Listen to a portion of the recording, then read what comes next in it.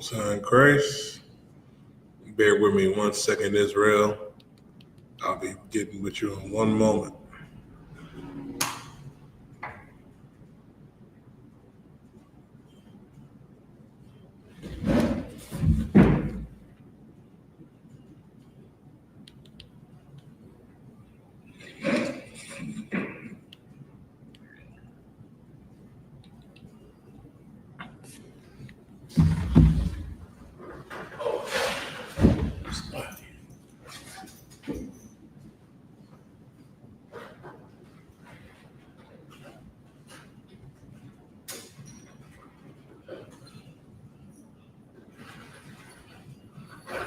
All right.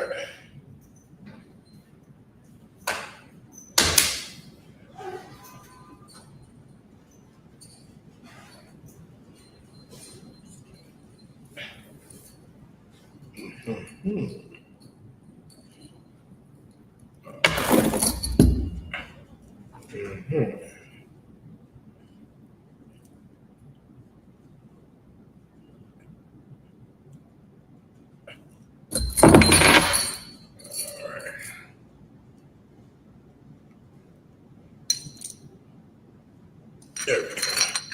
All right. Shalom, Israel. YAHAWAH, YAHUSHUA. I'm preaching officer Yediah, officer 5000. Hold it down this Thursday. Understand, there is more to come, Black, Latino, and First Nation man and woman. More plagues, World War III around the corner, and it's up to us to come back to our God. Now is not the time to be out there in the world being indecisive. Like Nathan, this is not the time to be out there thinking about coming into the truth. Now is the time is to get up in it. You see what's going on in the earth, Iran and Israel. You see Donnie. Donnie was out there. When I mean Donnie, I'm talking about Donald Trump. He was out there. They don't know what the fuck they're doing. He's trying to do the best he can, Nathan. But the problem is the Lord is against Donald Trump. The Lord is against America. The Lord is against Israel and Iran, man. That war in the Middle East you see that's coming and happening, the Lord wants it. Scripture says, man, that the first two woes have passed, and the third woe cometh quickly. World War III is around the corner. That's why it is very important for our people. We have to exclude ourselves from the oppressor. How do we do that? Let me get the book of Leviticus chapter 20 and verse 26. Also, too, if y'all have any questions, I'll be answering y'all questions tonight. Put your questions into the chat. I'll be answering them. But if I could, give me the book of Leviticus chapter 20 and verse 26, because I often hear, what must we do? How do we go about things? Everybody on TikTok, Nathan, is a so-called prophet. Right. When you scroll on TikTok or scroll on Twitter, all you see is bitter relationship podcasts, you know what I mean, charlatans and shamans speaking nonsense. The Bible is the solution for Blacks, Latinos, and First Nation men and women. Right. And to properly understand this Bible, that King James Bible that's been collecting dust on your dresser, on the shelf, to properly understand it, you have to come back into the Israelite school of universal practical knowledge, Black, Latino, and First Nation man and woman, because we are the children of Israel. We are the Jews of antiquity, and our God has something that he needs us to do. Read what you got. God, it's the book of Leviticus, chapter 20, verse 26. Mm-hmm. And ye shall be holy unto me. The Lord said, ye shall be holy unto me.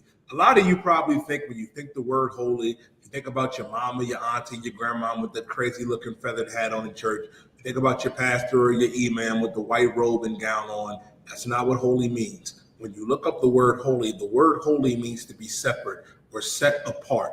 The Lord is telling the children of Israel, the Most High God, Yahweh, is telling us that ye should be holy, separate unto me, because we are a holy people, a separate people. The Lord did not choose everybody. I know a lot of our people in the Thun, they believe that we all are the same. God doesn't, you know what I mean? God is not a respecter, you know what I mean, of persons. He's not just going to pick one over the other. You honestly don't know the Most High. And they misinterpret the respecter of persons differently in the Thun. Because that's not talking about, you know what I mean, the Lord having picks, you know what I mean, the way you think. The Lord absolutely does have his pick, and his pick is the children of Israel. We're his people. That's why he's telling us, and ye shall be holy unto me. Who is he talking to in Leviticus? He's talking to the children of Israel. He's talking to the children of Israel the entire Bible, from Genesis to Revelations. Keep reading. Come. For I, the Lord, am holy. For I, the Lord, am holy, meaning the Most High is separate. The Most High is set apart. He's not everybody's father. I want you to understand and think of the Most High as a father. As a matter of fact, don't even just think about it. Christ said it himself. What did Christ say? Our Father, which art in heaven, hallowed be thy name. The Most High is our Father. To quote my brother Zawai, he's our Father. He's not your father. I'm not your father. He's only the father of the children of Israel. Right. He ain't the father of the Arabs or the Asians, the Polynesians, white people. He's not their father. Keep going. Come, and have severed you from other people. And the Lord said he severed us from other people. What does it mean to sever? I take this blade, right, and was to do this, bang, sever my arm, it's going to be severed from my body. The Lord severed us from other people, separated us from everybody. Segregation is in the Bible. The Lord does not want us being all together, all kumbaya with these other nations. The son, how could I forget? Black people, I want to speak to you for a second. Tomorrow, you are more than likely going to celebrate the 4th of July. And I need you to understand something. Where do you think you were on the 4th of July in 1776? You was in chains, still in slavery. That is not your Independence Day. True independence and liberation for blacks and Latinos and Native American Indians will be at the hand of a black man by the name of Jesus Christ, who the world ignorantly calls Jesus Christ, whose name is YAHUSHA mashiach. You look foolish if you're getting ready to go out there and fire your grill up. The Lord wants us to be separate from all that. Let me ask you something. You think, I want you to think about something. I want to break something down for you. Could you imagine if Hitler had a national holiday, right? Well, mine as well with 4th of July. That's how black people should look at it. But imagine if Hitler had his own Independence Day for the day where the Germans liberated themselves from Jewish rule. Imagine if they celebrated that, and imagine so-called Jewish people celebrating that. You would look at them as traitors, right? You would look at every Jewish man as a traitor to his race if he was to celebrate Hitler. That's how you look, black and Latino man, trying to celebrate the 4th of July. Right. That's how you look. You look foolish. I know what you're probably thinking. You die. It's just a day where we're off and we get to go out there and cook out and be with family. Do you know what white people did and still do on the 4th of July? You know who was being barbecued for real?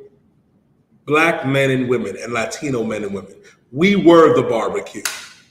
They would light us on fire for everybody to see as a spectacle while their families would be together. The white man is the devil that the Bible speaks of. And if you are a black or a Latino or a Native American Indian, you are a traitor to your race if you are going to celebrate the 4th of July. You're an Uncle Tom or Uncle Tomas or an Uncle Tomahawk.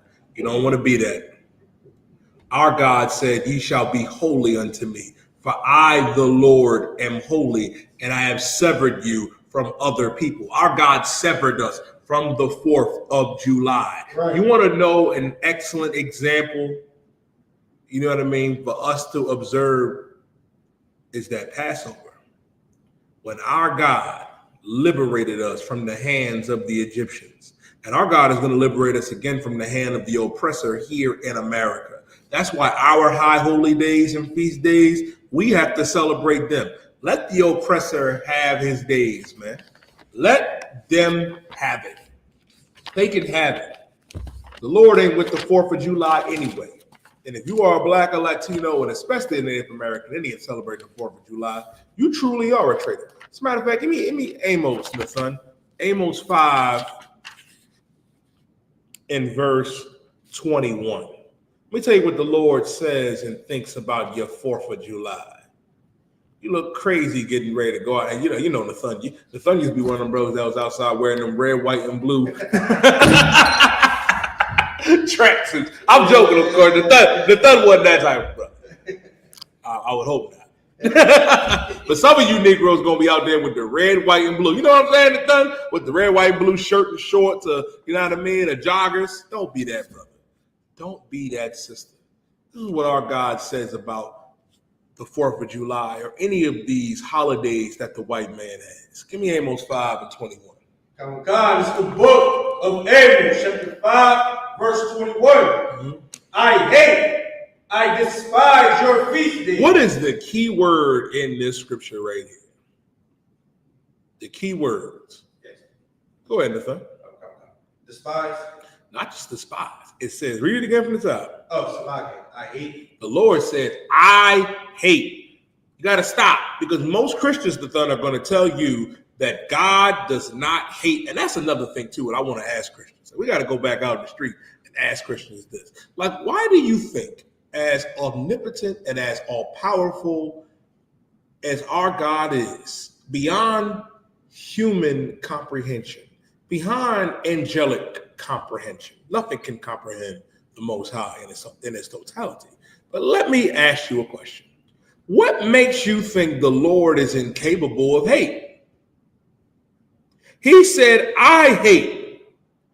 I despise, read. God. Your feast days. The key word is your. The Lord said, I hate, I despise your feast days. What are your feast days? The 4th of July, Memorial Day, Labor Day, Christmas, Thanksgiving, Halloween. Those are your feast days. The Lord says, I hate, I despise your feast days. The Lord hates 4th of July. And no black man, no self-respecting black man and woman should be celebrating. No self-respecting Latino man and woman, no self-respecting First Nation man and woman should do it. And you Negroes that mask it under, it's just a day off for us to barbecue. Nigga, we've been barbecuing since the beginning of time. We invented cooking outside. That's something that niggas do and it have done. You mean to tell me? And that's another thing too, like when I be getting into it with our people in the Thun, where they say, oh, but on these holidays, we get together with our family because we're off. You mean to tell me we can't get together with our family any other day? We have to do it because your white daddy said to do it? Shame on you, man. Shame on you. We need to come back together, Black, Latino, and First Nation man and woman, in the name of our God, Yahawah, in the name of our King, YAHUSHA, in the Israelite school of I.U.P.K. Doing it for the oppressor and then trying to fight for it? Stop being a coon. The Lord said, I despise your feast days. Read on. God. And I will not smell in your solemn assembly. And I will not smell in your solemn assembly. Some of you out there think you can eat whatever you want. Oh, the fun. You should see him on TikTok. I be scrolling. I just be trying to enjoy the funny videos that Captain Aria in the car and you send me. And I be looking at these nuts on TikTok talk about, well, you know, it's not what goes in the mouth that defiles a man, but what comes out. Let me tell you how stupid a lot of Christians are. That verse that they're referring to, what Christ was saying, Christ wasn't talking about food. He wasn't. Christ was talking about your actions. Because your actions show you don't serve the Most High. The traditions of the elders that the Sadducees and Pharisees were referring to, because the disciples didn't wash their hands before they picked the corn and ate it. And Christ was like, well, nigga, so what? And you sitting up here talking about, well, you know, you're supposed to wash your hand. That's the tradition of the other. And Christ cut them and said, well, what about our God? What about our laws, statutes, and commandments? Y'all want to be quick to justify eating shrimp, crab, pork, and lobster. When shrimp, crab, pork, and lobster was unlawful during the time of Adam. It was unlawful during the time of Adam. It's always been unlawful. Right. Let them pigs live, man. Let the crabs live. You don't know that. I be at the slavery ready to crack the little lobster and little shellfish case, man. Let them live. A pig, man, listen. You know what a pig is good for? A pig is a good pet. You can feed him whatever. You can train him up just like a dog. He was never meant to be consumed.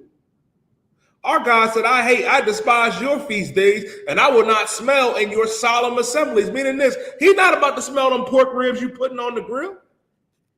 He ain't about to smell. And let me tell you something, and this is between me and y'all. We family. Them seafood boils is disgusting. Like, I be ready to throw up. Like, you know why the water in Atlantic City looked the way it looked? Because you're killing all the crustaceans. They were never meant to be consumed. They meant to keep the water clean, and you got him on newspaper with corn. It's a waste of corn. God ain't smelling that. He said, I will not smell in your solemn assemblies. So you doing all that barbecuing. He ain't about to smell none of that. Right. None of it. Keep going. Verse 22.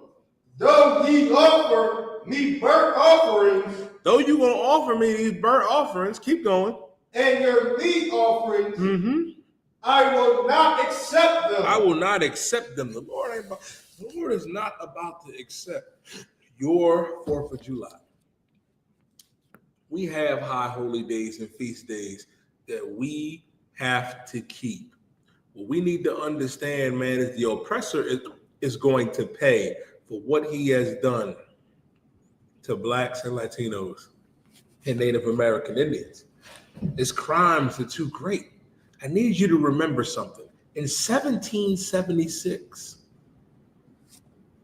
we were still enslaved. Right. What's the Constitution say? That liberty and justice for all men. That didn't count for you and me, black man and woman. It says that we were 3/5 of a man. It said that black and Latino and Native Indian men, we were 3/5 of a man. That didn't apply to us. We were still in chains. Still in chains while the bombs was going off and while they were celebrating their liberation from the British. And let me tell you how diabolical the white man is in the sun. He crossed an entire ocean to avoid taxes from King Richard. He's the real wetback, but you want to call Hispanics wetbacks. You're the real wetback and the devil that the Bible speaks of. El hombre blanco es el diablo. You got a lot to say when it comes to the children of Israel. In 1776, black man and woman, we were still in captivity. We were still in slavery. So if you light that grill up tomorrow, you hate God. And guess what? The oppressor is going to pay for what he's done. And I need you to understand something too, and how real diabolical he is too. The 4th of July is not only a slap in the face to every Hispanic and black man and woman, it's a slap in the face to every so-called Native American Indian man and woman. And you're not really Native American Indian. First Nation man and Seminole Indian man and woman, you are of the tribe of Gad and the tribe of Reuben, Israelites, according to God. First Nation man, you are of the tribe of Gad. Seminole Indian man and woman, you are of the tribe of Reuben. And this land was taken from our brothers, Nathan. Taken. And you and the oppressor celebrates it. He calls it him manifesting his destiny. Well, God said this. Give me Habakkuk chapter 2 and verse 12. Let me show you what's going to happen to the oppressor. And you wonder why World War III has to come.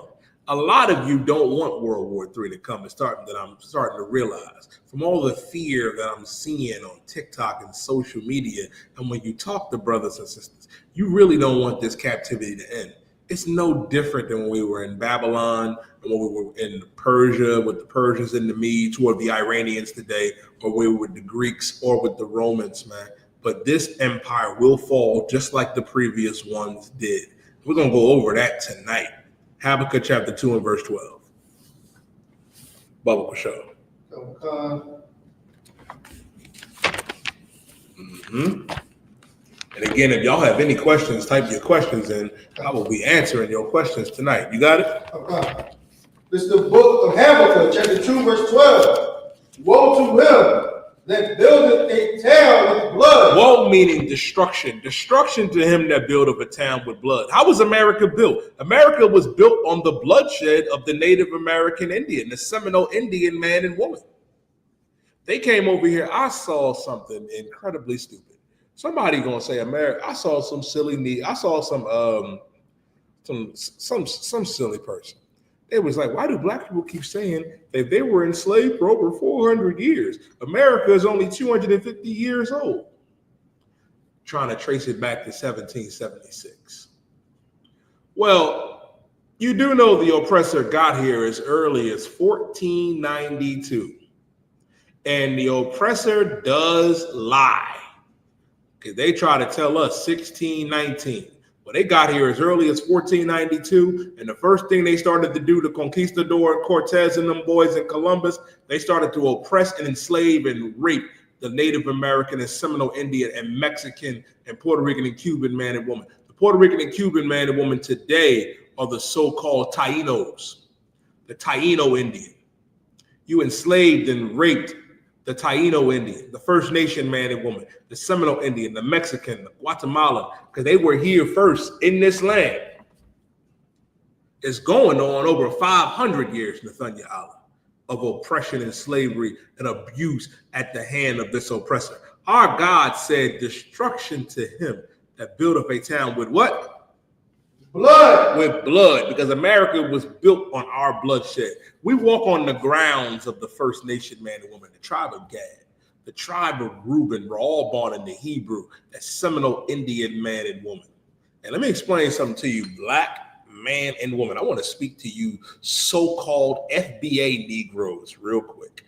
I am disgusted and sickened by you and your behavior, because you are quick to say, well, you know, we're pro-black. We're foundational black Americans. But you want to put down Haitians, you want to put down West Indians, you want to put down Mexicans, and you want to put down the First Nation, the Seminole Indian man and woman, nigga, while kissing the ass of the oppressor and the thug. They bend over, pucker up, and they kiss the rear end of your oppressor daddy. You're not getting reparations. We're never getting that 40 acres and a mule. Real liberation, real freedom is going to come at the because of a black man from the tribe of Judah named YAHUSHA mashiach. And we got to get together back with our brothers, man, the other tribes. We got to get together with La Raza, that Mexican man and woman, that Guatemalan man and woman, that First Nation and Seminole Indian man and woman, because we share pain. And we share more than just pain. We share blood. We are family, Latino man and woman. Nosotros somos familia, una raza. And you're starting to see that. You're starting to see it, black people stand up, you know what I mean, for the Mexicans, as we should, because La Raza has always stood up for us. I need you to look up the history of the Alamo. Are you aware on why the Alamo was actually fought? Because the oppressor wanted to come into Mexico and drag the Negroes back and put us in slavery, and Issachar, who are the Mexicans, wasn't going for it. Right. You need to understand the history behind the Gullah Wars, when the Seminole Indian and First Nation man and woman of the tribe of Gad and Reuben teamed up with Levi, the Haitians, and teamed up with Judah, the Negroes, and we fought against the oppressor, man. We have always fought side by side with our brothers. Well, guess what? Now it's time for our brothers, the Akim, to come back together again. But to come back the right way, under the banner of our God. They're terrified of that, Nathan. You know what happens when Judah gets back with Issachar? You know what happens when Gad and Reuben get back with Issachar and Ephraim and Judah and Manasseh? They're terrified of that. And we're doing this here in the U.P.K. Our God said destruction to him that buildeth a town with blood. America was built on the bloodshed of black people and First Nation people, man. You walking on our bones every day. And then you're going to go and celebrate the 4th of July? Negro, stop being a traitor. Stop being a traitor. Like, I know you're scared. I know you're terrified. But I need you to stop being scared. I need you to understand that we have a God. That we have a God, man, that said that he would be an enemy unto our enemies and an adversary unto our adversaries if only we obeyed him. That was the time to come back to obey our God. He said destruction is going to come to him that built up a town with blood. Read. Go ahead, huh? I was going to say, if I could, oh man, it was just a brain fuck thing. So, come back to it when you're ready. It'll come back. And establish a city by iniquity. How was Philadelphia established? How was New York established? Are you aware that New York, Harlem used to be Seneca Village? All of Central Park was a black city. They came and took it from us, man. They came and took it from us. Let me tell you something, man. I'm from Southwest Philly. Big shout out to Captain Amakabob, man. Captain Amakabob was breaking down to us, and Officer YAHUAH, man. Officer YAHUAH, rise again, was breaking down on how the oppressor came and gentrified South Philly, West Philly, North Philly, and Southwest. They came and took this from us, man. Took it from us. And they still do it to this day. You know what they call it? They call it gentrification. Now you can go to Nicetown. Now you can go to North Philly. You can go to Diamond Street and see the oppressor walking his poodle. You see him down at 60th and King Cesar. You see him down at University City. Moving further and further into our areas, man. Pushing us out. Our God said, woe to him that buildeth a town with blood and establish a city by iniquity. Philadelphia was established on iniquity, on sin. So was New York. You want to forget about Los Angeles, huh? Ain't Vegas called Sin City? And all of that belonged to who? Belonged to who? Belonged to Israel. Belonged to our people. Pushing our people out. Hell, we got pushed out of our original land. That land that they fighting over in the Middle East right now, all of that is our land. Believe it or not, they fighting over Gaza and, and Palestine, fighting over there in Israel. The real land question ain't been raised yet because the residents of that land who it belongs to are still in slavery here in America, in Mexico, in the West Indian Islands, in Central America, and in South America. Woe to them that build up a town with blood and establish a city by iniquity. America was built on our bloodshed and built upon with sin. With sin. How do you know it? God said that pork was an abomination. The white man said it's the other white meat. And you eat it. You tear it up.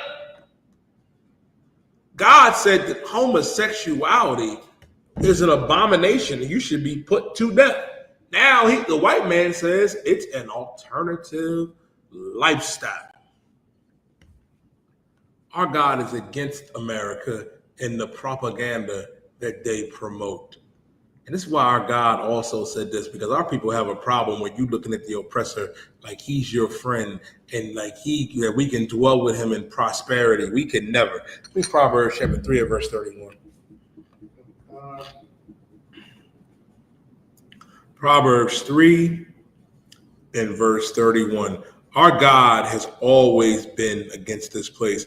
Our God has always been against the oppressor. And it is about time for us to stand up and realize that we need to fight against it. How do we fight against it? I'm not telling you to go out there and start a militia. I'm not telling you to go out there and hoard all the ammunition. Not saying that you can't get ammunition. Not saying that you can't own a gun in your state. But I'm telling you this, man. It starts with a few steps. Stop selling drugs. Stop using drugs. When they drop the guns off in the neighborhood, take the guns. But leave the drugs. That would frighten every oppressor. Every oppressor. Stop unaliving one another. Stop using drugs and selling drugs to our people. Start there. And guess what? Then you never know. Especially if you come back here in this UPK.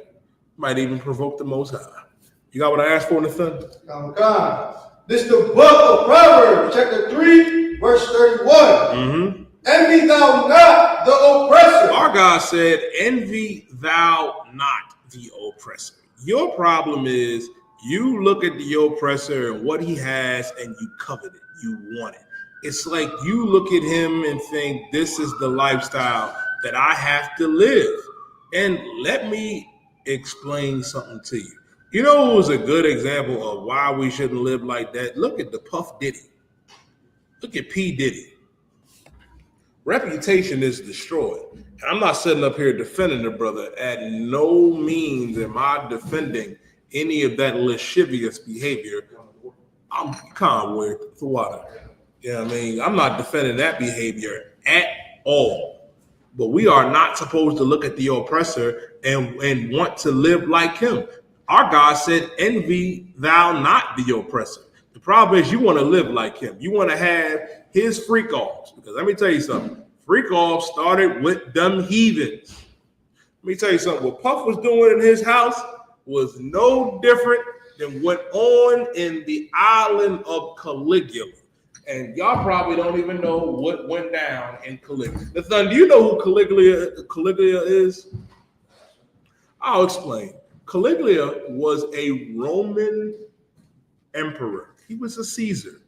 And he had an island just off of the shore of Rome that he would go to. And guess what he would do? He would have sex with everybody. And the son, what I'm telling you, that he was having sex with everybody. If it had 2 legs, 3 legs, 4 legs, he slept with it. I'm just saying. That's where the original freak-offs were.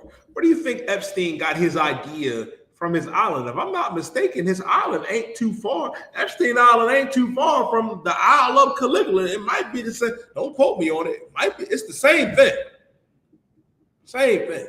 But you looking at him and you think you can live that lifestyle. Black man and woman, I have to tell you this, and I tell you this all the time. You are not free, white, and 21. Right. You're not. You can't live like them. The oppressor is the original freak. You can't live like that. You can't.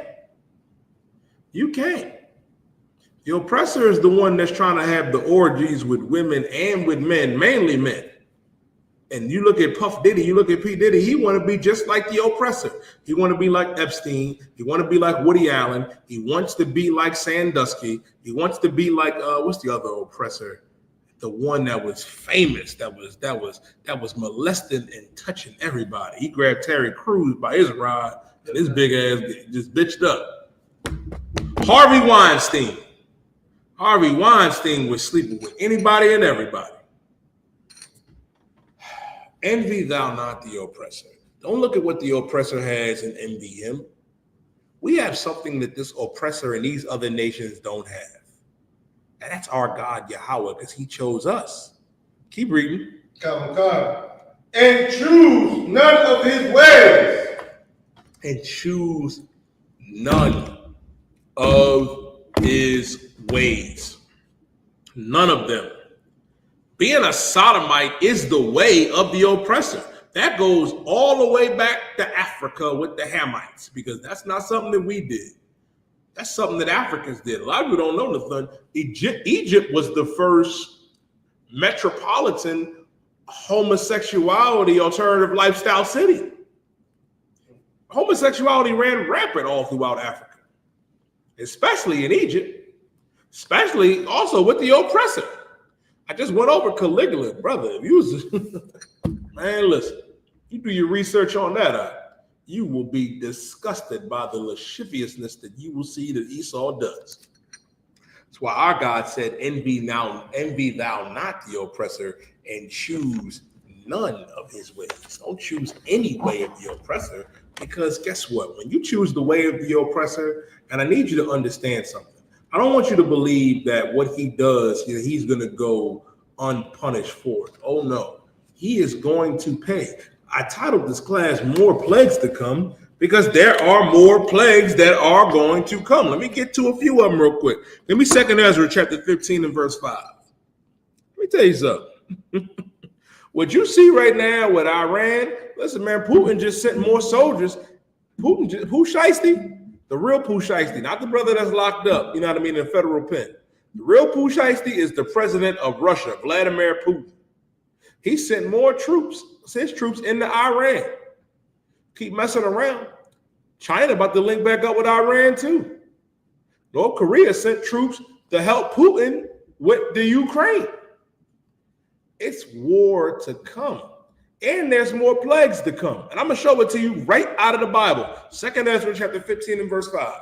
God, it's the book of 2nd Ezra chapter 15, verse 5. Behold, said the Lord, I will bring plagues. I will bring what? Plagues upon the world. The Lord said he was going to bring plagues upon the world. You want to know what one of those big plagues was?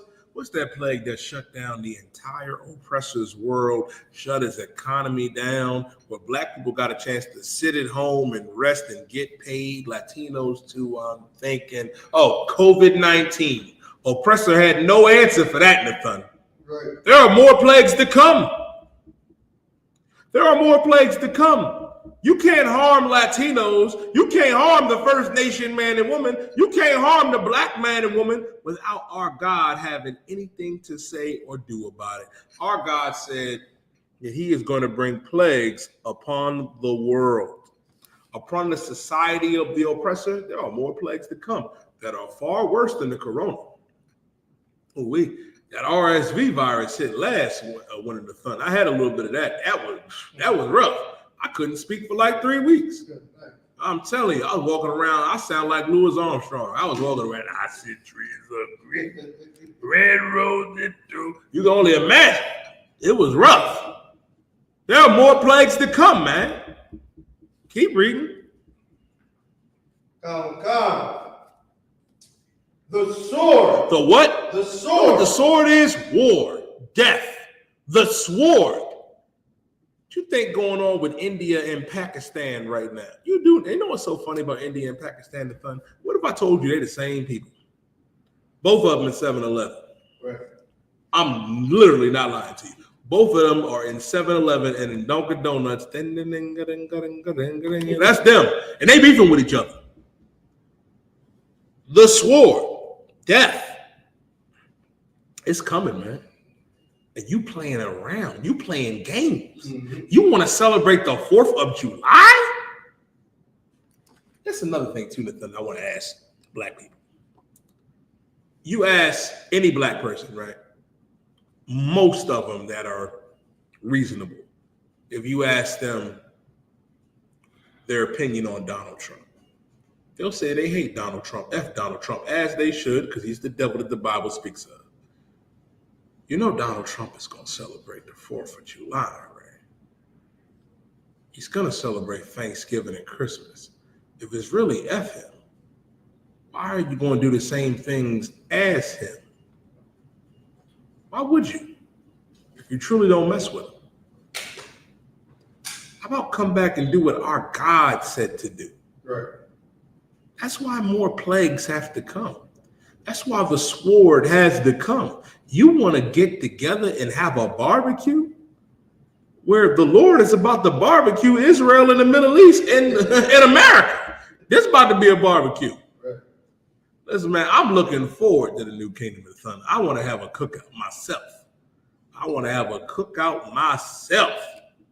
Salaki with the good strong drink.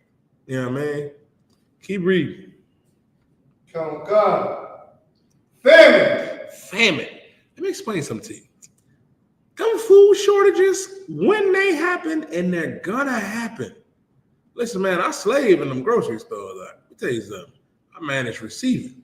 When that, and them truck drivers, you see how small story, the sanitation workers here in Philadelphia are on strike, and rightfully so, because they are vastly underpaid. Here's the thing, right? What you think gonna happen when these truck drivers go on strike? When the food ain't gonna get in the supermarket? Oh, it's gonna get real then. It's famine that's gonna happen. You want to deport Mexicans and Guatemalans. You want to deport, you know what I mean, Haitians. What do you think? And it was so sad. One oppressor devil was smart. She said, well, she got smart later. She said, I was all for Donald Trump. Yeah, deport the Mexicans. But she owned a farm and then said, damn, none of my workers came to work. I wonder why, but I wonder why, she devil. I wonder why. And then she said she made a mistake. No. Of course you made a mistake. Because he don't give a damn about none of y'all anyway. Trump only give a damn about himself and money. That's it. That's really it. Money is his God. Our God said that war was coming, that he was going to send plagues upon the world, the sword, famine, read. Death. Do I even have to break that part down? Death. Look at all the people we lost during COVID. Just COVID. And that was one small virus. What do you think is going to happen when famine comes, when war comes, when you know what I mean? When all the different things that was prophesied during the time of the prophets of Daniel and Christ, what you think gonna happen? Death. People are going to die. And believe it or not, Black man, Latino man, First Nation man and woman, we don't want you to die. Our mission here in the Israelite school, you know what I mean, of universal practical knowledge under 13 Shield Commander General YAHANNA, to bring this truth to Blacks, Latinos, and First Nation men and women. We pray that all of Israel, that every Black, Latino, and First Nation man and woman makes it. The scripture says 2/3 must perish. We pray that the Most High has the same mercy that he had on Moses and us during the wilderness. You do understand, right, that the Lord told Moses that he was going to make a nation out of him. The Lord was going to forget about what he told Abraham, Isaac, and Jacob and make a covenant with Moses, and we would have been Mosites, you know, Mashiachites. And let me explain something to you. You better thank the Most High for Mashiach, Moses, because Moses was a better brother than me. Because if it was on me, on my rank to THEVIEW, you'd have been Yediah Ban YAHAWAH, you'd have been Yediah Ban YAHAWAH, and you'd have been Yediah Baf YAHAWAH. But Moses beseeched the Lord and said, Lord, have mercy on us. Think about Abraham, Isaac, and Jacob. We pray that our God has the same mercy on all of our people. And what do? You go out there and you worried about the wrong thing. Every time we go on social media, the fun, like if I go on TikTok one more time and hear about, can we go 50-50? Like what? Like the roles of men and women. It just seems like it's just bitter women that keep picking the wrong brother and the brothers that don't know how to get a woman. And to be honest with you, y'all deserve each other. But this is where the Israelite School of Universal Practical Knowledge comes in. Let us teach you. Sis, let us pick your husband for you. Brother, let us pick that sister for you. We have bigger things to worry about. Death is coming. The sword is coming. Famine is coming. And you worried about who should pay for what? You worried about who pay. I mean, also dispel that. For any relationship, Black, Latino, and First Nation man and woman, you know who should pay the bills or pay this or pay that? The one that can. The one that can is the one that should do it. Because sex is marriage, Black, Latino, and First Nation man and woman. And when you come together, you become one flesh. You become one family structure under the Most High. And that structure is, according to 1 Corinthians 11 and verse 3, there's the Most High, who's the head of Christ, Christ the head of man, and the man is the head of the woman. Shalom. We have bigger issues to worry about than for us to be beefing with each other. When we have ops all around us, they're the other nations. That's what we have to worry about. Keep reading, Nathan. Okay. And destruction. Destruction. Destruction is coming. That destruction is going to be glorious because America is going to fall the same way Sodom and Gomorrah fell. And what you don't want to be, you don't want to be like Lot's wife. You want to know why Christ said, remember Lot's wife? Lot's wife loved Sodom and Gomorrah. You can't be like her. Lot's wife loved Sodom and Gomorrah. You can't be a brother or a sister that loves America. You have to hate this place. Right. You have to want a better place to raise our babies, to bring our babies up. If you love America, it's something deeply wrong with you. I know what it is. It's Stockholm Syndrome. We can fix that too. Destruction is coming to this place. Go ahead, Nathan. God, sir, now what you're saying is heavy. So would you say that that happened to us before when we left Egypt? Brother, I'm going to break down step by step each time it happened. This is, I'll get this precept for you. We're going to go to Ecclesiastes, right? Ecclesiastes 1. And I'm going to start at verse 11. General Hyman was also breaking this down Monday excellently and beautifully, of course. You know what I mean? Like, reincarnation is real. We all die and we come back.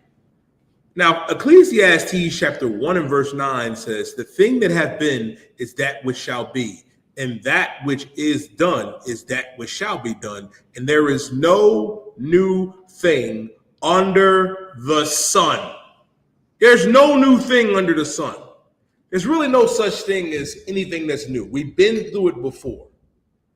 We've been through this step by step so many different times. As a matter of fact, right? Let's get that. Hold Daniel, the 7th chapter. Hold Daniel chapter 7 and verse 1. Reading on in 2 Ezra 15 and verse 6, it says, for wickedness have exceedingly polluted the whole earth, and their hurtful works are fulfilled. This is what's going on, man. It has been fulfilled. Their hurtful works, the wickedness of this place, is no different than the wickedness of Sodom and Gomorrah and of Egypt and of any of these other places. I said matter of fact, it's actually the perfect time, because I said I was going to go over this last time I taught. I believe I said we was going to go over that. Let's go over Daniel. Let's go to Daniel, the 7th chapter of Baba Prashar real quick. And what's so heavy about Daniel, the 7th chapter, it goes over the captivities that we have been in. I want you to start at Daniel, the 7th chapter in the 1st verse. Baba Prashar. Now, God, it's the book of Daniel, chapter 7, verse 1. Mm-hmm. In the first year of Belshazzar, king of Babylon. Belshazzar was the grandson of Nebuchadnezzar. When we went into Babylon the first time, right? Oh, Salaki. Well, when we went into Babylon the first time as Israelites, guess what? Nebuchadnezzar was king. Now, this is the time of the first year of Belshazzar, who's the grandson of Nebuchadnezzar. Keep reading. King of Babylon, Daniel had dreamed and vision of his head upon his bed. Now, Daniel had a dream, and this dream is heavy. Keep going. Then he wrote the dream and told the sum of the matters. Verse 2. Daniel spake and said, I saw in a vision by night, and behold, the four winds of the heaven strode upon the great sea. Keep going. Read verse 3. And four great beasts came up from the sea. Diverse. Diverse. And four great beasts came up from the sea, diverse one from another. Meaning they're different type of beasts. But read verse 3. Or read verse 4. Salaki. Okay. The first was like a lion and had eagle wings. The first was like a lion, but it had eagle's wings. That symbolizes the Babylonian Empire. Now, this is when we came into Babylon, the first. We came out of Egypt. But now here's what's so heavy about it too, Nathan. When we were in Egypt, Egypt was the great superpower on the earth. We went into Egypt, 70 deep, and came out, exceeding great army. Brothers and families with their kids and wives. But then we messed up when we got into our land of Israel. And then the Lord told us that we were going to go into captivity. And this was the second captivity that we went into after Egypt. We went into Babylon. The first was like a lion which had eagle's wings. The lion that has eagle's wings symbolizes Babylon. When we went into Babylon, and modern day Babylon, if I'm not mistaken, is in that land of Iraq, over there in that Middle East. Keep going, son. I beheld till the wings thereof were plucked. Now, I beheld until those wings got plucked. What does it mean where those wings got plucked? I went over this before. Babylon eventually fell, and Babylon is going to fall again. It's going to fall again. Keep going. And it was lifted up from the earth, and made stand upon the feet as a man, and a man's heart was given to it. Now, man's heart was given to it. Now, what's heavy, right, about that? If you look up, you know what I mean, the big statue that they have, and I believe they built one in Las Vegas. They wanted Daniel's homies, Meshach, Shadrach, and Abednego. Now, Nebuchadnezzar made, in Daniel, I believe it's in Daniel the 3rd chapter. In Daniel the 3rd chapter, Nebuchadnezzar built a statue. You know what I mean? And he wanted everybody to bow down to it. Now, I'm going to give you the nigga version. Shout out to Captain Yadazai, Captain of 13,000. I'm going to give you the hood story, you know what I mean, on Meshach, Shadrach, and Abednego real quick. Those are some hardcore niggas, man. Because Nebuchadnezzar built his own little false god and made it stand on his own too. If you look up, you know, you can look this up. You see, they have it in Vegas right now, where it's a statue, it's standing like this. You know what I mean? It got 3 different forms of metal, you know what I mean, up on it, standing on his own too. And they told everybody, told the children of Israel, the thunder, well, if you don't bow down to this, guess what? You're going into a fiery furnace. Everybody bowed down like, yeah, Nebuchadnezzar, Salakia, keep that fiery furnace away from me. Keep it away from me. We do not want to burn up the water. Now, it was 3 brothers that disregarded it. That was Meshach, Shadrach, and Abednego. They said, we not bowing down to it. And when Nebuchadnezzar came and asked them, he said, how come y'all ain't bowing down to my statue? Why ain't you bowing down? And them brothers said the hardest hit to Nebuchadnezzar, who was king at the time. They said, listen, I don't think you're going to like our answer. You know what I mean? Because listen, Nebuchadnezzar said, nothing is going to be able to deliver you from me. Your God ain't going to be able to help you if I put you in that furnace. Meshach, Shadrach, and Abednego said, even if our God doesn't help us, guess what? We still not bowing down to your statue. That's Meshach, Shadrach, and Abednego was one West. Right. And when they threw them brothers in the furnace, they made the furnace 10 times hotter than what it was. And the furnace burnt up the man that the soldiers that put them in it. And then when they put them in there, right, they burned up. Meshach, Shadrach, and Abednego, and one other was walking around in the furnace like nothing happened to him, safe from harm. And Nebuchadnezzar had to call one of his officials over, call one of his niggas over. The thunder was like, didn't we put 3 men in there? We put 3 niggas in there, right? They said, yeah. Why is it 4 niggas in there? Because the angel of the Lord delivered Meshach, Shadrach, and Abednego, man. And Babylon fell. Right. Not too long right after that. But after we came out of the captivity of the Babylonians, we went into another captivity. And we're about to go over that too. Keep reading. Verse 5. And behold, another beast, a second, like to a bear. Now, the second beast that Daniel saw in this vision, the first that was the lion that had eagle's wings, was the children of Israel going into the Babylonian captivity. Now, the second was like a bear. The bear represents the Persian Empire. Because after the fall of Nebuchadnezzar, you know what I mean, and Belshazzar, guess what? Darius, king of Persia, king of Assyria, came and took over. Those are the Persians and the Medes. You know who the modern day Persians and the Medes are today? Iran. Keep that in mind. Keep reading. And it raised up itself on one side, and it had 3 ribs in the mouth of it between the teeth of it, Oh, damn. So they're saying like he had 3 ribs in the mouth. Is that talking about people? Listen, not just people, right? When it says that he had 3 ribs in his mouth in between the teeth of it, this bear came and devoured the lion, the Babylonian lion. Now, think about it like this. The Babylonians are in charge. Now Nebuchadnezzar, they're ruling. The bear comes. The bear comes and devours, you know what I mean, the lion with eagle's wings. Because after Nebuchadnezzar, after Babylon, the Persians and the Medes, who are the modern day Iranians, they came in and conquered. That's symbolizing them coming in and taking over, and now they're ruling over us. You understand, right? Come. Keep going. Go on.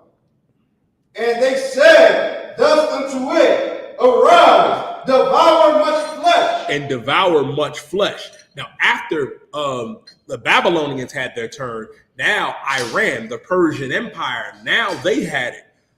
Okay. You seen 300? Come. Remember, what's the boy name? Xerxes. Xerxes was a descendant of Darius, who fought against the Greeks and Leonidas. Xerxes was of the same bloodline and the same family of Darius, who was the king of the Persians and the Medes and the Syria. They said it's history. Oh, that's like, okay. It's real. Yeah, you ain't know that was they were real people. Oh, damn, man. Now, 300 was a movie. It was a battle that took place. But that, when you see the army that Xerxes had, that was the Persian Empire. Right. The Persian Empire expanded into North and East and even West Africa, all of the Middle East, into modern day France, modern day Russia, modern day Britain. Right. You know what I mean? And Germany, which was Germanica back then. Like, the Persian Empire was huge. The Babylonian Empire was massive. It was huge. They had a lot of land, a lot of territories that they ruled over. Right. So the Babylonians had their turn ruling. And then when the Persians came into play, they had their rule under Darius and on down to Xerxes. Right. Okay. Yeah. Keep going. Come. And when it says arise and devour much flesh, they came and started, you know what I mean, to circumnavigate and to take over, you know what I mean, other different regions and lands and countries. Right. They're the superpower. Like how Egypt was a superpower under Pharaoh, under Nebuchadnezzar, Babylon was a superpower, and under the Persians and the Medes, they were a superpower. Daniel, the 7th chapter, is breaking down the different superpowers that ruled at the time, and Daniel is seeing this in a vision. Keep reading. In a dream that he had. Come. Verse 6. After this I beheld, and lo, another, like a leopard. Now, I brought up 300 for a reason, right? Mm-hmm. Because eventually the Greeks took over, and they ended up defeating the Persian Empire. They ended up doing that under a man named Alexander. They call him Alexander the Great, but we call him Alexander the Greek. Now, what's heavy about Alexander, because I know you heard of Alexander. Alexander was famous for walking around with leopard skin. Right. He would wear the leopard around him. So when you see in Daniel, the 7th chapter, which says, after I behold another beast like a leopard, it's showing you the Greeks taking over under Alexander and how they started to circumnavigate the earth. How it was under the Babylonians with the lion with eagle's wings. It was with the bear, which was the Persians and the Persians and the Medes, was modern day Iran. Now the Greek Empire under Alexander is taking over. Keep reading. Come. Which had upon the back of it 4 wings of a fowl. Now, 4 wings of a fowl, and keep going. The beast had also 4 heads, and dominion was given to it. Dominion was given to it. So the Greeks came and they started to circumnavigate the earth. After Alexander died, right, his territory was split up amongst his generals. Antiochus is one of them, which we can read about in First Maccabees. Like, he gave his different territories to his commanding officers, his generals. So, and dominion was given to it. Now you see how it's coming down on what you were asking earlier. First, we were under captivity and slavery under the Babylonians. Then we were under the Persians and the Medes, who's modern day Iran. And then the Greeks, we know who the Greeks are. And there's another empire that came after the Greeks. Keep reading. Verse 7. After this, I saw in the night visions, and behold, a fourth beast, dreadful and terrible. Now, this fourth beast after the Greeks, he saw this beast, and he was dreadful and terrible, more terrifying than the other ones. Keep going. And strong, exceedingly. Keep going. And it. You good. And it had great iron teeth. This is talking about the Roman Empire. Because after the Greeks ruled, then is when it started to transition over to Rome. Now the Romans are in charge. We're still under Roman captivity because America ain't nothing but Rome on steroids. This beast had iron teeth. Ooh-wee. Keep reading. It devoured and brake in pieces, and stomped the residue with the feet of it, and it was diverse from all the beasts that were before it. It was diverse from all the beasts that was before it. Meaning this one was nothing like the other three that came before it. And Rome was a mother. I don't even got to break down how dreadful the Roman Empire was. Christ walked the earth during the time of the Romans. Keep reading. Come. And it had 10 horns. And it had 10 horns. Now, who were those 10 horns? I'll get you that. Well, it had 10 horns. Keep reading. Verse 8. I considered the horns, and behold, there came up among them another little horn, before whom there were 3 of the first horns, plucked up by the roots. And behold, in this horn were eyes, like the eyes of man, and a mouth. And a mouth speaking great things. Let me tell you who these 10 horns are. The 10 horns is America, Australia, Scotland, Ireland, Switzerland, Sweden, Denmark, Luxembourg, the Netherlands, and Belgium. Those are the 10 horns. And the 7 heads is England, Spain, Portugal, Germany, Russia, France, and Italy. You can find that here, and you can also find that in Revelation 13 and verse 1 with the 7 heads and the 10 horns. That's what broke apart from the Roman Empire. Keep reading. And it was speaking great things. How was it speaking great things? Speaking great things against the Most High. Listen, man, the scripture says, man, that he turned things upside down, if I'm not mistaken. Turned things upside down.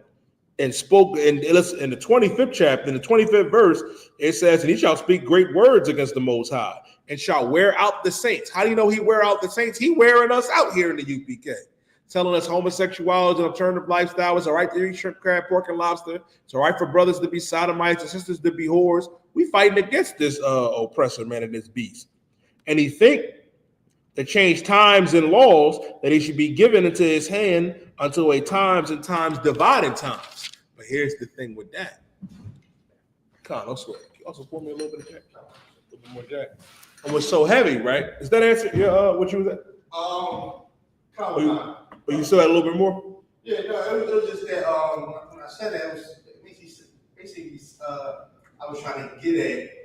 We always act like that, like how you were saying, when we in every captivity because we don't know. We didn't know who we were. Exactly. And that's also a plot too for them not to let us know who we are. Because here's the thing, right? Scripture says this, if I could find it. I believe it's in Judith. And it is in Judith. In Judah 5 and 20. Use the reference for it, and I'll get it back for you. When the thumb was asking was heavy, right? They don't want us to know who we are. Like if you read at Judah the 5th chapter in Psalms 83, which we're going to get to, is heavy because they don't want us to know that we're the children of Israel.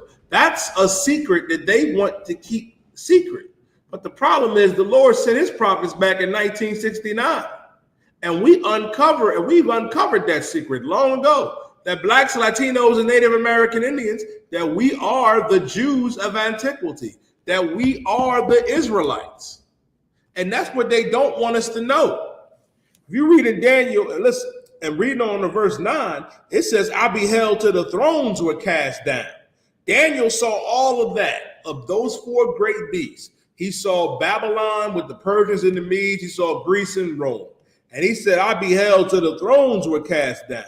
And the Ancient of Days did sit. Who's more ancient than days? He's seen the Most High. It says, I beheld till the thrones were cast down. And the Ancient of Days did sit, where the Most High sit, YAHUAH, whose garment was white as snow, describing the garment that the Most High has on, because the Most High has a physical body. I thought he was just the spirit, but we'll get on with that.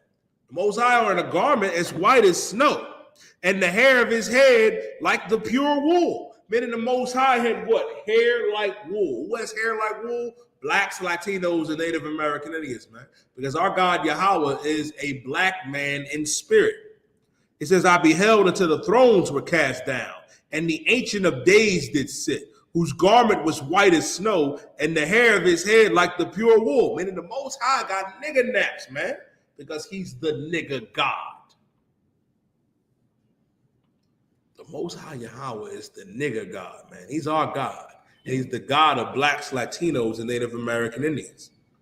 His throne was like a fiery flame, and his wheels as a burning fire. The Most High sits on a throne of fire. And he has four great beasts that scream his name with millions of angels that scream, Barakatha YAHUAH, Barakatha YAHUAH, blessed are you, Most High. And listen, what we have to understand, even with that, Daniel is saying he saw all of these other kingdoms and thrones being cast down. And where our God sat, he saw. And he ain't just see that. Can you read verse 13? Come on, sir. This is the book of Daniel, chapter 7, verse 13. I saw in the night vision. Matter of fact, read verse 12. Come, verse 12. As concerning the rest of the beasts, they had their dominion taken away. The Lord took their dominion away, meaning the Babylonians had their time. It's getting taken away. The Persians and the Medes had their time taken away. The Greeks had their time taken away. The Romans, it's going to be taken away. As concerning the rest of the beasts, they had their dominion taken away. The Lord is going to take their power from them, their rule. Keep reading. Yet their lives were prolonged for a season in time. For a season in time. They received an extension of time. And in that time, it speaks about that in Ezekiel, the 35th chapter. In the time of our calamity, in the time of our iniquity had an end, our sin had an end, they showed no mercy. That's why blood is going to pursue them, man. Read verse 13. Verse 13. I saw in the night visions, and behold, one like a son of man. One like the Son of Man. Read.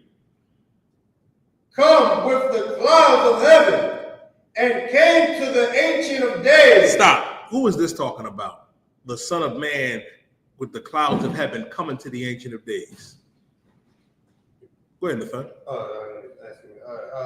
This is talking about YAHUSHUA going to the Most High. Absolutely. And we're in Daniel, the 7th chapter. And wait a minute, you mean to tell me, Nathan, in Daniel, the 7th chapter and the 13th verse, that it's talking about Christ? Is this a precept for Christ in the Old Testament? Yes, it is. And it also tells you what? That one like unto the Son of Man that came to the Ancient of Days, meaning there's a difference between the Most High and Christ. They're not the same. They're on one accord, but they're not the same. Keep reading. Come,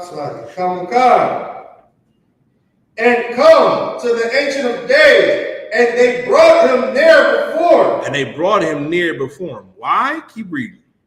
And there was given him dominion. The Most High gave the Son of Man, gave our King dominion, gave Christ rulership. And for you fake Israelites, for you so-called Old Testament Israelites, I'll be seeing you in the chat.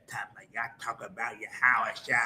There is no YAHUSHA. That was Greek. Jesus was Greek. The Bible don't speak about that, nigga. You don't know the Bible. Because Daniel, the 7th chapter, in the 13th and 14th verse says that Christ was going to come to the Most High, and the Most High was going to give him dominion, rulership. Christ was always prophesied all throughout the Bible. There are plenty of precepts. The one in Numbers, when it says a star shall come out of Jacob. Oh man, in Deuteronomy, where a king was going to arise from amongst us, man. He was going to be given dominion. Here in Daniel, the 7th chapter, in the 13th and 14th verse, the Lord gave Christ dominion. Read. God, and glory. And glory, more glory than anything you can imagine. Read. And a kingdom that all people, nations, and languages shall serve him. And they shall serve him. Ooh-wee. They're going to serve our king. They ain't going to have a choice. Keep reading. His dominion is an everlasting dominion. It's an everlasting dominion, meaning it ain't going nowhere. Christ's kingdom is going to be forever. Forever. Precept. Scripture says that Esau is the end of the world and Jacob is the beginning of it that cometh after. Read. Which shall not pass away, and his kingdom that which shall not be destroyed. It shall not be destroyed. Christ's kingdom will never be destroyed. It's going to stand forever. Now, if I could, Nathan, go to Psalms 83. Now, what you asked is so heavy, right? If you go to Psalms 83 and you start at verse 1, Psalms, the 83rd chapter. This is the other nations plotting against us. That's something that we have to understand. We keep looking at other blacks and Latinos as our ops, as our opposition, as our enemies. We're not each other's enemies. The oppressor and these other heathen nations are our enemies. And I'm going to give you the precept for it. Read what you got, Nathan, what you got. This is the book of Psalms, chapter 83, verse 1. Keep not thy silence, O Yahweh. Keep not thy silence, O Yahweh. Keep reading. Hold not thy peace, and be not still, O Yahweh. For lo, thy enemies make a tumult. Alexa, what is the definition of tumult? Tumult is usually defined as violent and noisy commotion or disturbance of a crowd or mob, uproar. For more, ask me to give Thank you, Alexa. Our enemies make a tumult. Our enemies came together to be violent against us, man. To conspire against blacks and Latinos, man. It says our enemies, because our God has enemies. Black man, Latino man, First Nation man and woman, we have enemies. Read. And they that hate thee have lifted up the head. And they that hate thee have lifted up the head. These other nations hate our God so much, hate us so much. They lifted up their head. Read. They started to conspire. Keep going.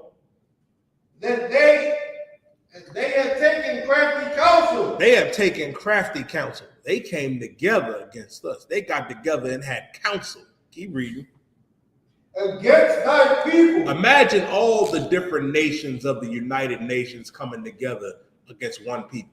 That's how they came up against us, man. That's how they conspired against us, to keep us down, to keep us in mental and physical slavery, man, to abuse us, to oppress us. Keep reading. And consulted against thy hidden ones. And consulted against thy hidden ones. We're the hidden ones of the Most High. Keep reading. They have said, come, and let us cut them off from being a nation. Let us cut them off from what? being a nation. They said, come and let us cut them off from being a nation. How do you cut us off from being a nation? They don't want us to know who we are. They don't want us to know that we're the children of Israel. They don't want us to keep the Passover. They don't want us to keep the Feast of Tabernacles, the Feast of Unleavened Bread, the Feast of First Fruits, the Feast of Booths, the more of the blowing of the trumpets, man. They don't want us to understand and know that. They want us to celebrate the 4th of July. They want to cut us off from being a nation. They don't want blacks, Latinos, and Native American Indians realizing that we're the Jews of antiquity, that we're the people of the Bible. Keep reading. That the name of Israel may be no more remembered. That the name of Israel may be no more in remembrance. That's why when you ask a brother, what's his nationality today? He'll give you 10 different answers and maybe a church denomination. We don't even know that we're the children of Israel. We have no clue. That's why Barakatah Yahawah, YAHUSHA for this I.S.U.P.K, man. Right. Said this prophet's back in 1969. Keep reading. Verse 5. For they had consulted together with one consent. They came together with one mission, one goal, one objective. Read. They are confederate against thee. They are confederate against thee. They are organized against us. Who? Read. The tabernacles of Edom. The tabernacles of Edom, the white man, who is the devil that the Bible speaks of. El hombre blanco es al diablo, the Caucasians. The tabernacles of Edom, white people came together against us. And not just them, keep reading. And the Ishmaelites. Of Ishmaelites, the Arabs. So you telling me white people and the Arabs, because Arabs are Ishmaelites, man. Keep reading. And of Moab. Of Moab, the Chinese. Nihama, Sheshemi. So you telling me the Arabs, who's Ishmael, white people who are Edom, Moab, who are the Chinese. Keep reading. And the Hagarenes. The Hagarenes are more Arabs. Keep going. Gabal. Ooh-wee. Other heathens. Keep reading. And Ammon. And Ammon, the Japanese. Keep reading. And Amalek. And Amalek. Amalek is the so-called Jew, the devil that the Bible speaks of, a son of Esau. And not just Amalek, the Philistines, Africans, and the inhabitants of Tyre. Assyria is also joined with them, talking about Iran. This is what you should use, Nathan. What you were saying. These other nations came up against us in a very organized manner, right, to make it so that we don't know that we're the children of Israel. They don't want us to know who we truly are. They don't. So what you were saying is absolutely correct. It ain't a theory, as you should say. You should teach it. You should say it and teach it and put this precept behind it. They don't want us to know who we are. That all the nations came up against us, man. All these different heathens came up against us. And let me tell you how diabolical they are. I want you to read something. I'm gonna read something. Now, I highlighted it, right? As a matter of fact, I'm gonna read it. Son, I want you to get Deuteronomy chapter 28 and verse 52. I'm gonna read this. This right here, right, is the works of Josephus. This is the works of Josephus. Josephus was an Israelite. Josephus was, a soldier, He was a soldier in Israel, but he got captured, and he also was a journalist. You know how you see journalists in war zones today? Josephus was like that. Now, and he was also documenting the different events that took place with Israelites. Now, this happened, ironically, during the time of the Romans, We're going to go to Josephus, page 737. It's a rough one, the thumb. I want to read this. You might read this and drop the book. Yeah. Page 737, book 6, The Wars of the Jews. Now, during this time, we were at war with the Romans. The Romans came in, you know what I mean, and started pushing up against us. Ironically, during the abomination of desolation. Brother.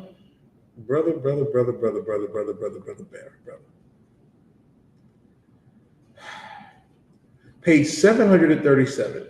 There was a certain woman that dwelt beyond Jordan. Her name was Mary. Her father was Eleazar of the village Beelzebub, which signifies the house of Hesed.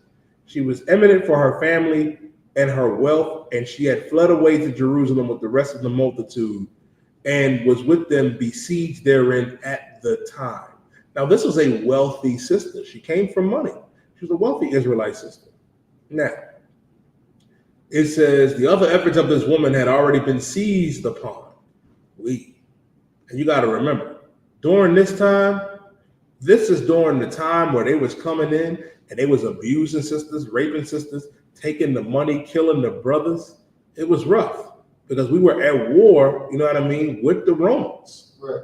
It says this poor woman, into a very great passion by the frequent reproaches and imprecations she cast at the rapturous villains, she had provoked them to anger against them. The rapacious villains. The rapacious villains, and these men was coming, you know what I mean, to rape her and abuse her during this time of famine. Now, it says, when also her passion was very fired to a degree beyond famine itself. Because during this time, the Romans were very strategic on how they went to war with us. They starved us. They starved us. And with starvation, you'll do some diabolical things. She then attempted a most unnatural thing in snatching up her son, who is a child suckling at her breast. She said, "O miserable infant, from whom shall I preserve thee in this war?" She's saying, how can I preserve thee, O infant? Her son is a baby who's suckling at her breast. She's breastfeeding him. And she's saying, how can I protect you in this war? She can barely protect herself.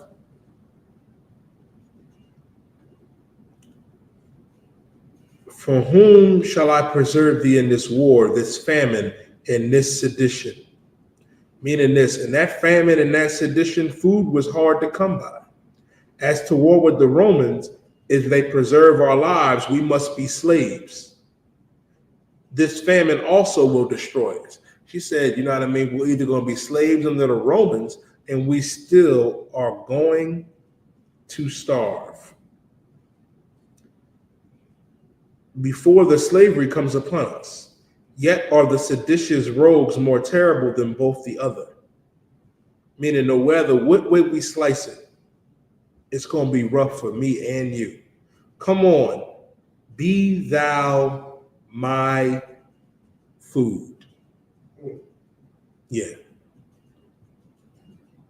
The Romans, under the oppressor, starved us to the point to where this woman is getting ready to eat her baby. The white man is the devil that the Bible speaks of. And there's more. As soon as she said this, she had slew her son. She killed him. And then roasted him. Good night. Yeah, that's why I wanted to read it. First time I read this, I'll never forget it. I was in this class, Officer Daniela was teaching. And when I read this, I damn near dropped the Josephus.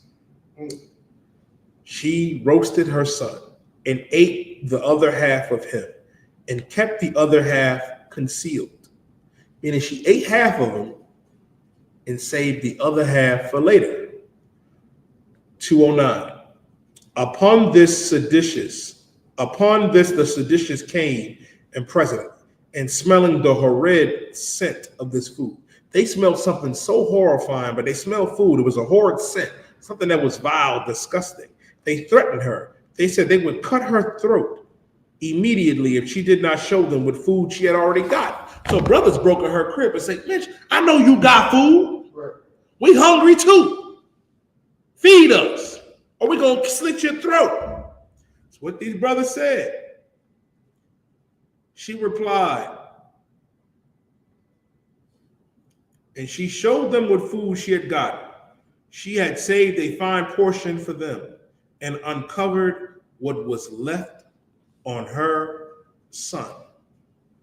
These brothers saw that and was like, "Oh shit." Hereupon they were seized with horror and amazement and stood astonished at the sight when she said to them, "This is my own son, and what have been done was my own doing. Come eat of this food. I have already eaten it myself." The son,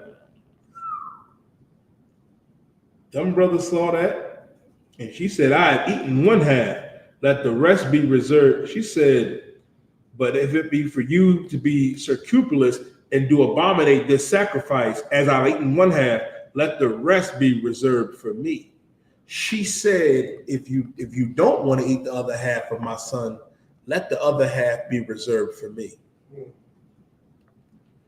And after which those men went out trembling, being never so frightened at anything that they were at this. These brothers were at war with the Romans, and they broke in her house because they thought she was hoarding food, and they saw what she did, and they were terrified. And upon the whole city was full of this horrid action immediately, meaning she wasn't the only one that was doing this. She wasn't the only one. This sad instance was quickly told to the Romans, of whom which could not believe, and others pitied the distress which the Jews were under, and who were hereby inducted a more bitter hatred of them ordinary against our nation. But for Caesar, he excused himself before God as to this matter, and he said he had pronounced peace and liberty to the Jews. Caesar said, "I wash my hands of that. I ain't do that. They ain't got nothing to do with me." That's like how when black people kill each other, right? And then white people say, "Well, I wash my hands of that." After bringing the drugs in our community, after bringing the guns in our community, after introducing this wickedness to us, they cop out just the way Caesar did. And some of you Negroes do it too. What if I told you that was in the Bible? So roughly, right, Nathan? Read Deuteronomy chapter 28 and verse 54. That's the book of Deuteronomy, chapter 28, verse 54. So that the man that is tender among you and very delicate, his eye shall be evil towards his brother, and towards the wife of his bosom, and towards the remnant of his children, which all shall we. Listen, the scripture says that the brother who is tender amongst you, his eye would be evil toward his brother. Now you see brothers hating each other. And you see brothers who hate their women, that sister who is tender to him, his wife. He hates his wife of his bosom, and he hates his kids, which he shall leave. I was prophesying brothers leaving their wife and kids and hating their brother. Read verse 56. Verse 56. The tender and delicate woman among you, which would not venture to set the sole of her foot, tenderness, the sole of her foot upon the ground, for delicateness and tenderness, her eye shall be evil towards the husband of her bosom. Now that tender and delicate woman amongst you, who would never walk on the floor barefooted, sisters wasn't walking. Listen, Sisters were so delicate at a time, you ain't even want to step out. You out there in the grass and out there on concrete with your Barney Rubbles out now. Back then, you wasn't doing that. You were so soft and delicate, you ain't even want your bare feet to touch the ground. Now your eyes is evil towards the husband of your bosom. Now you angry with that husband. The same way how the husband was angry with his wife, now you angry with him. It ain't never good enough. He just can't please you. Talking about what, what he don't do and what you do for him, which is all nonsense. Keep going. Come. And towards her son and towards her daughter. And you hate your son and you hate your daughter. You see that all the time, right, Nathan? Yeah. Sisters hating their children. And not just hating their children. Read. Come. Verse 57. And towards her young one that cometh out from between her feet, and towards her children which she shall bear. And towards her children which she shall bear. The children that come from between her feet. Read. For she shall eat them. She shall what? Eat them. She shall what? Eat them. She shall eat them. Just like how that sister during the time when we were going against the Romans ate her baby. That was prophesied about too. And you know how you eat your babies today? By not giving them a chance. By not letting them see their father. By not being with their father. Weaponizing the kids and having the kids celebrate their birthday and Christmas and Thanksgiving and the 4th of July. You devour your kids today. Till this day. Destroying our babies, man. Black, Latino, and First Nation man and woman, it's time to do better. It's time for us to come back into the Israelite school of universal practical knowledge under commanding General YAHANNA. Right. All of these things that I showed you here in the Bible, in 2nd Ezra, in Deuteronomy, and in Daniel, there's more to come. Give me Matthew chapter 24 and verse 6. This is what our king said. As a matter of fact, I'm going to start, hold that. I'm going to go to Daniel 11. You want to hold Matthew? Yeah, you can hold Matthew. I'm going to go to Daniel 11 in verse, all that is good. Daniel 11 and verse 31. Daniel 11 and 31 says, an arm shall stand on this part, and they shall pollute the sanctuary of strength, and they shall take away the daily sacrifice, and they shall place the abomination that maketh desolate. This is talking about the abomination of desolation. Daniel saw a vision of the Romans and the Greeks coming in, sacrificing pigs on our altars. He saw this. He saw this during that, he saw it during his time. Now, mind you, Daniel was in during the Babylonian Empire. He saw visions of this abomination of desolation. And we read in Daniel, the 7th chapter, the different captivities that we were going to go under. Give me Matthew chapter 24 and verse 15. This is the book of Matthew, chapter 24, verse 15. When ye therefore shall see the abomination and desolation, of desolation, spoken of by Daniel the prophet. Daniel spoke about this. And Christ is saying it. Daniel spoke about the abomination of desolation. When they were going to come into Jerusalem, come into our temples and sacrifice pigs on our altars. And what we should do. Read. Stand in the holy place, whom also readeth, let him understand.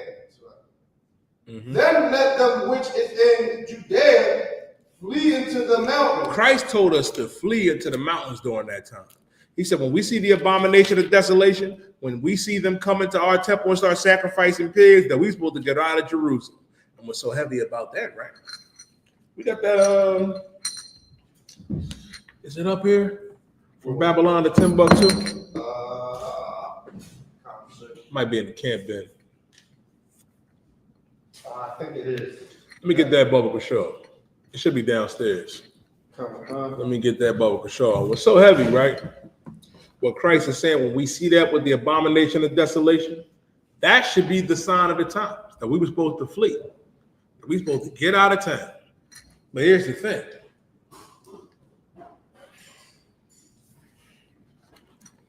Some of our people wanted to stick around. and go to war with the Romans and the Greeks in that way. But we got to understand, man, there's a different fight that we have to fight. We should obey our king. And how should we obey our king today? By doing what our king said. By keeping these laws, statutes, and commandments and waking up our people. That's the mission here in the I.S.U.P.K. under command of General YAHANNA since 1969. I'm going to show you, you know what I mean, a little brief history of that from Babylon to Timbuktu. It was a book written by a brother from Philadelphia who went to Temple University, Rudolph Windsor, who ended up doing the research. And I'm going to show it to you. I'm going to go up in Matthew, the 24th chapter, Black, Latino, and First Nation man and woman, about the different wars and rumors of war. If you read Matthew 24:6, it said, "And ye shall hear of wars and rumors of war, that ye should be not troubled, for all these things must come to pass, but the end is not near. For nation shall rise against nation, and kingdom against kingdom, kingdom against kingdom, and there shall be famines and pestilence and earthquakes in diverse places." Christ is letting us know that war is supposed to happen. It's going to be earthquakes in diverse places, different famines, different nations coming up against each other. Russia against the Ukraine, Pakistan against, you know what I mean, India, Israel against Iran. We seeing it. That's why we not supposed. That's why our king told us that we should not be troubled when we hear these wars and rumors of wars, man, because these things are prophesied to happen. They must happen. That's why, as the Lord's chosen people, man, we got to get and understand this. We're going to go to the book of Amos, right? We're going to go to Amos 9:8 and Revelations 13 and verse 9. I'll go to that real quick. Go to that real quick. Amos 9. Again, if y'all got any questions, answer it. Let's let Bo show. I believe this one was mine, so I believe I marked it. Yes, I did. I want you to read this right here. I believe it's 81. I got it highlighted in the year BC. Start there. In the year BC on page 84. And this is from Babylon to Timbuktu. This book was written by a brother named Rudolph Windsor, went to Temple University. I got it highlighted where you can see it. Read that for me, Bubba Show. In the year of 65 BC, the Roman army under General Pompey captured Jerusalem. Now, under Pompey, General Pompey, he captured Jerusalem. Meaning he came and took over, him and the rest of the Greeks. Keep reading. And the Romans. In 70 AD, General Vespasian and his son Titus put an end to the Jewish state. Listen, Vespasian and his son Titus, right, put an end to it. Pompey captured it, but then Vespasian and his son Titus, the Romans came in and put an end to it. They said, you can't govern yourselves no more, and took over completely. Read. The great slaughter during the period of the military governors of Palestine. Goes to show you all of that land in Jordan, Israel, Palestine, Iran, Iraq, and some parts of Saudi Arabia. All of that is our land, man. Keep going. Many outrageous and atrocities. It's the were committed against the residue of the people. The residue of the people. Those that did not leave when they saw that abomination of desolation. Those that did not leave when Christ and Daniel prophesied about how they were going to come in into our temples and sacrifice them pigs. The residue of the people that stayed against that, we keep going. During the period from Pompey up to Julius, it has been estimated that over 1 million Jews fled into Africa. 1 million what? Jews fled into Africa. How could 1 million Jews flee into Africa, NOJUMPER, if the Jews was white? Meaning the Jews was black. We fled, and that's what Christ told us to do. Christ told us to flee into the mountains. We fled up into Europe, and we started to rule as kings over there in the Dark Ages, and most of us fled into West Africa and took over that and blended in with them. How can we blend in? Easy, because the Jews are black. Right. Read. Jews fled into Africa, fleeing from Roman persecution. Fleeing from what? Roman persecution. Fleeing from Roman persecution. And under that Roman persecution, sisters started to eat their children. Brothers, if even more than Josephus. You know what brothers were doing to son? They would eat their gold. Brothers was eating their gold, man. Eating their leather belts. That's how bad the Romans starved us, man. We was eating our leather belts, eating our garments, and eating the gold. And eating our babies. The oppressor is the devil that the Bible speaks of, man. Go ahead, Nathan. Did the men eat the babies too? Oh, yeah. Oh, yeah. It wouldn't surprise me. Wouldn't surprise me. Well, we read about in the Josephus, a sister did that. But brothers was eating their gold, Nathan. They was starving us out so bad that we was eating, you know what I mean? We was eating the leather. Eating our leather and even eating gold, man. Yeah. Yeah. That's why if I couldn't, give me Revelation chapter 13 and verse 9. That's why we should not be celebrating That's why we shouldn't celebrate the 4th of July, Thanksgiving, Christmas, or any of these holidays of the oppressor. We shouldn't celebrate none of it. It should be taboo for any black man and woman or any Latino man and woman or First Nation man and woman to celebrate the 4th of July or any of these holidays that the oppressor has. Keep going. It's the book of Romans, Revelation, chapter 13, verse 9. If any man have an ear, let him hear. If any man have an ear, let him hear. Meaning this. Keep going. He that leadeth into captivity shall go into captivity. He that leadeth into captivity shall go into captivity. Meaning if you lead a people into slavery, you must go into slavery. The Romans led us into captivity, into slavery. They must go into slavery. They must go into captivity. Keep going. He that killeth with the sword must be killed with the sword. He that killeth with the sword must be killed with the sword. Because they killed us with the sword up. They must be killed with the sword. Keep going. Here is the patience and the faith of the saints. Here is the patience and the faith of the saints. He that killeth with the sword must be killed with the sword. And that's why the oppressor has to go into captivity. That's why he has to go into slavery. Man, listen. That's why as blacks, Latinos, Native American Indians, we got to come out of America. We got to come out of this captivity. To not celebrate the 4th of July, to not celebrate your birthday, Memorial Day, Labor Day, Thanksgiving, Christmas. We got to come back to what our God said by coming back into the Israelite school of universal practical knowledge. And that being said, man, I'm your brother, priest and officer 5000 Yediah. I want to say tawada to everybody for tuning in. You know what I mean? We're going to go over to more of the Josephus next time I teach, man. We're going to more of the wars that we fought, you know what I mean, against the Romans and against the oppressor. And now is the time, man, you know what I mean, to get back into this truth. Pay your tithes. Pay your tithes. Tune in to Commander General YAHANNA every Monday, 9 p.m. to 11 p.m. Commander General YAHANNA live on the Real General YAHANNA on YouTube. Black Watch, man, 9 p.m. to 11 p.m.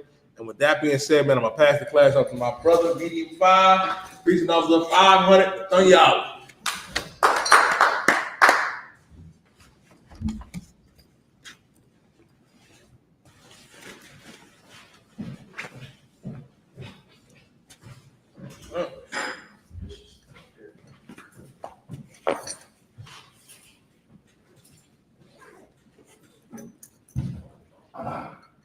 We are the I.S.U.P.K. This is the I.S.U.P.K. security announcement. We are the I.S.U.P.K. started out in 1 West, 125th Street, Harlem, New York, with Commander YAHANNA. Rules for new brothers and sisters. When a new brother or sister comes into the school, they are off limits for 6 months. They are to be saluted only. They are here to shed themselves of the world. If they need transportation, the teacher will arrange it. After 6 months, if a brother or sister have an interest in a particular person, he or she must get permission from their head to speak to a brother or sister. There's another 6 months in which a brother or sister will court each other. After the 6-month period, the brother or sister will get permission from their head to marry. Time, which is a commandment, you can find it in Numbers chapter 18, verse 21, or Malachi chapter 3, verses 8 to 10. Means 10 in Hebrew, YAHUSHUA. 10% of every penny of any increase the Lord gives you, give to the Treasury Department. Priest fund, free will offering for priests, not mandatory. Whatsoever amount you will like. Upcoming holy convocations. The upcoming holy convocation will be Memorial of the blowing of trumpets. the memorial blowing of the trumpets. That's the first day of the 7th month. And that will be on Sunday, September 21st, 2025. If you want to read about that, that's in Leviticus chapter 23, verse 24 to 25. Remind Akima Aqua to check the bulletin board in the hallway. If any brother wants to become a trooper in the school, start to wear all black, boot, shirt, headband, and start from the back. Man of Israel, I like you.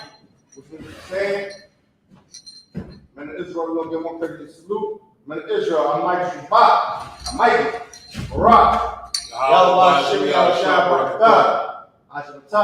Sorry, praise your sisters. Man of Israel, we're going to give the sisters 130 salute.